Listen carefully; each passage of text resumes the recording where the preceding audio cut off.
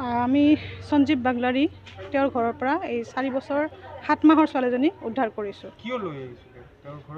তেওঁ কোৱা মতেতো এনেই ৰাখা বুলি কৈছে, কিন্তু কোনো ধৰণৰ আইনী ব্যৱস্থা লোৱা নাই, যিটো আচলতে কৰিব লাগে।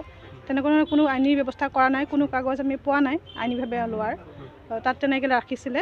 আমি খবৰ পালোঁ, খবৰ পোৱাৰ কাৰণে আজি ডিষ্ট্ৰিক্ট চাইল্ড লেবাৰ টাস্ক ফ'ৰ্চৰ দ্বাৰা ৰেস্কিউ অপাৰেশ্যনটো কৰা হ'ল। সঞ্জীৱ বাগলাৰী কি কৰে? তেওঁ বীৰজৰা ছায়েন্স কলেজৰ এছিষ্টেণ্ট প্ৰফেচৰ। আমি শুনিবলৈ পাইছোঁ যে এই বাচ্চাটোৰ ওপৰত টৰ্চাৰ কৰি আছিল। আমি দেখিছোঁ কিছুমান চিন দেখিছোঁ, আঘাতৰ চিন দেখিছোঁ তাইৰ গাত। দেখাততো তেনেকুৱাই লাগিছে। ছোৱালীজনী এতিয়ালৈকে কোৱা নাই, কিন্তু আমি ষ্টেটমেণ্ট ল'ম, কাউন্সেলিং কৰিম। ৱাইফৰ নাম কি? সঞ্জীৱ ৱাইফৰ নাম নয়নমণি বাগলাৰী। আমি FIR কৰিলোঁ অলৰেডি, আৰু এতিয়া ছোৱালীজনী আমি চাইল্ড ৱেলফেয়াৰ কমিটিৰ বঙাইগাঁও সন্মুখত প্ৰডাকশ্যন কৰিম। তাৰপিছত আমি কয়লা ময়লা যিটো নিচিমা অৰ্ফেনেজ হোম ছ'চাইটি চাহ আছে তাতে আমি ৰাখিম, যেতিয়ালৈকে তাই নিজৰ মাক বা দেউতাকে আহি তাইক লৈ নাযায়। হয়, পাইছোঁ। মা দেউতাক মৰিগাঁও।